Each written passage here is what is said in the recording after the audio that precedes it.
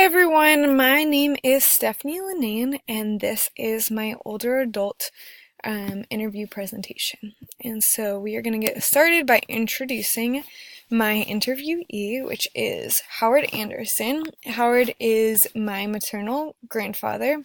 This interview was special to me because my grandfather is currently the only grandparent that I have left. And so it was pretty cool to be able to get a deeper look at some of the events and some of the factors that really formed my grandpa's development. And along those lines, I can even look at how his development affected my mother's development and how my mother's development affected my development.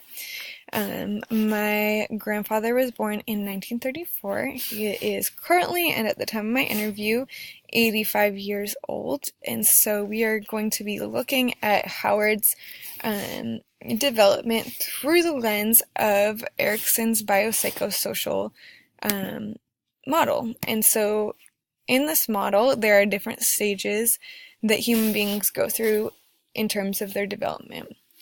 And every stage has a crisis that humans face as they go through that stage.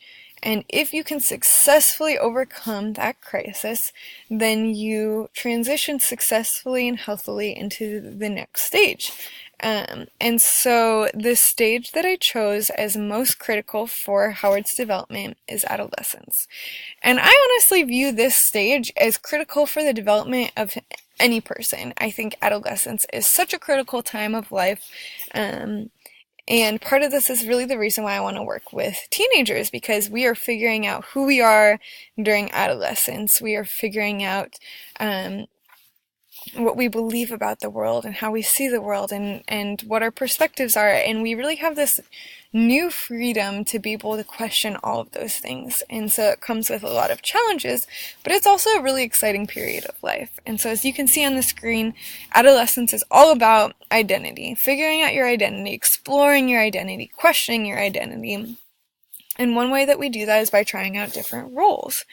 And you will do this in the context of different environments. And so adolescents are going to test out their roles at home. They're going to test out their roles in society, in school, in different social groups. And all of this plays into figuring out their identity and who they are as a person. And it speaks to them on their perspectives and new viewpoints and shaping all of those things. Adolescence is also filled with a lot of transition and new experiences, and I'm sure we can all relate to that as we were all teenagers once, and kind of that overwhelming experience of all of the changes that you go through, puberty being just the start of that. And all of those things play into this concept of self-representation and figuring out who you are as a person and what you perceive about yourself. And so one way that you can do that is through learning to reality test. Adolescents aren't always great at this, and so this is part of the work that needs to be done in working with adolescents, is helping them learn how to reality test. Part of the reason why this is so important for adolescents to learn is because there's a lot of brain development work still yet to be done in adolescence. The prefrontal cortex is not fully developed until the age of 25, and so teenagers are still at a time in life where their reasoning, their impulse control has not been fully developed. And so at this point, they're thinking with their amygdala before they are filtering that through their prefrontal cortex. And what that means is they are acting and thinking with their emotions before they're acting and thinking with their reasoning skills. And so that can be kind of a scary thing for teenagers, as it's often filled with a lot of mistakes, acting out on a lot of impulses, but all of that is also a very normal part of development and figuring out who they are as a person. And so moving on, we are going to identify what the crisis is for adolescents. And so generally speaking, this crisis that Erikson presents for this stage is identity versus identity confusion. And so really what this is all about is figuring out who I am and who I'm becoming. Part of this is being able to separate yourself, probably for the first time in your life, from your parents, from society, um, and being able to recognize yourself apart from that. And so you're going to question, do I believe what my parents believe? Do I believe what society believes? Do I believe what my culture believes? And so adolescents are going to be questioning all of those things. And if they are successfully able to overcome that crisis, then it helps them in transitioning until the next stage of young adulthood.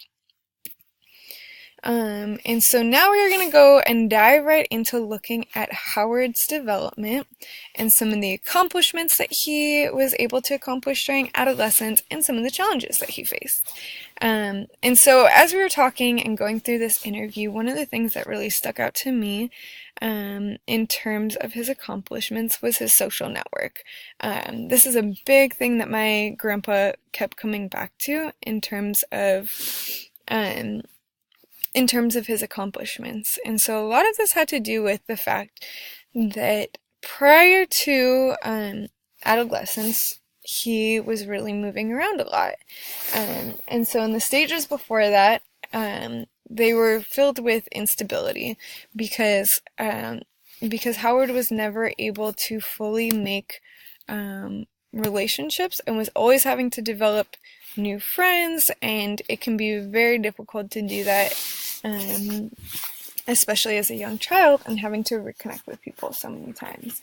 And so finally, when Howard reached high school, his parents decided to settle down, at least for a little bit, in that area, and they wanted him to be able to finish high school in the same place that he started. And so he was able to comfortably make deep connections with people, and he had never been able to do that before in his life. And so this was really one of the things that helped him to face the other challenges that were going on in his life. And so he really held to this, honestly, for the rest of his life.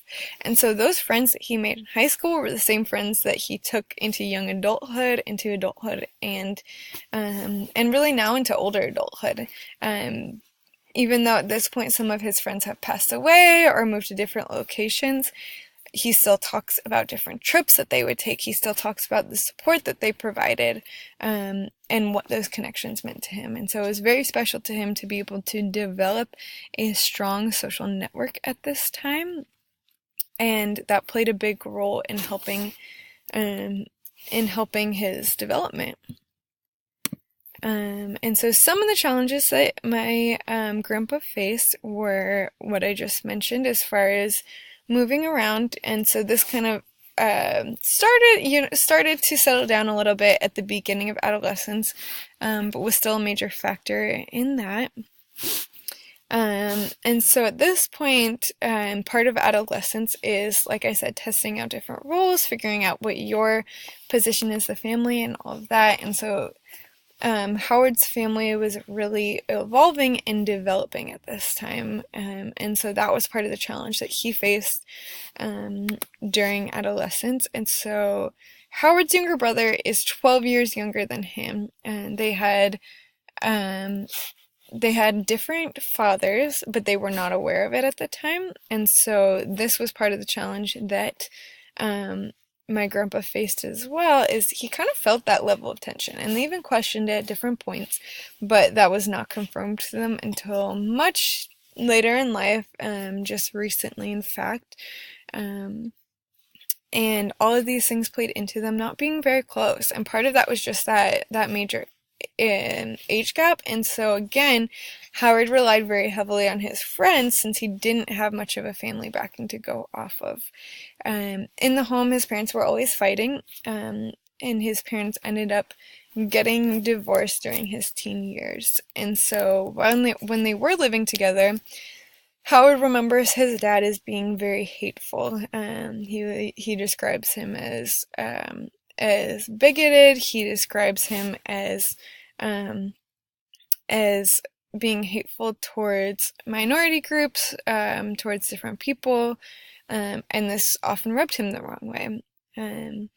and kind of confused him at different points. And so this was all part of his development, is seeing himself as separate from his dad and questioning all of those things that played into it.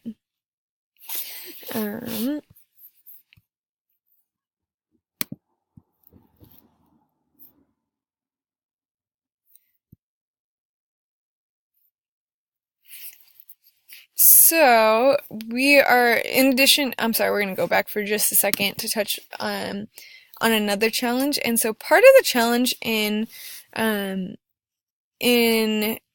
overcoming this dynamic within the family was that Howard had a hard time having open communication within the family. And so when his parents would fight, he didn't always want to talk about it. He tried to play kind of a peacekeeper role, and so I'll touch on that later.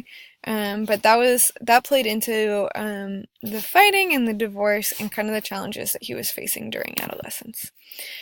So one of the quotes from the Rogers text that I think really puts this into perspective is that crises are psychological efforts to adjust to the demands of the social environment. And so in Howard's case, the social environment had a lot to do with family dynamics, had a lot to do with his friend group, and all of those different factors.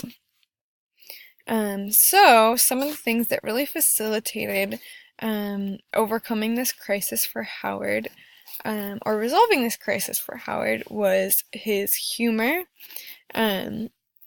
his ability to really keep the peace, and his religion. And so when Howard talks about his sources of strength, religion is one of the first things that he mentioned. And so he has always felt tied to his faith. He has always felt it was a source of strength. And that has really stayed true for him even up to this point in his life. And so as it helped him overcome his crisis during adolescence, that is something that has helped him successfully transition and continues to help him today. And so this peacekeeper role is also important to the family dynamics. So Howard was able to use tools like humor to help the family to get along, to help them see each other's perspective and all of those things.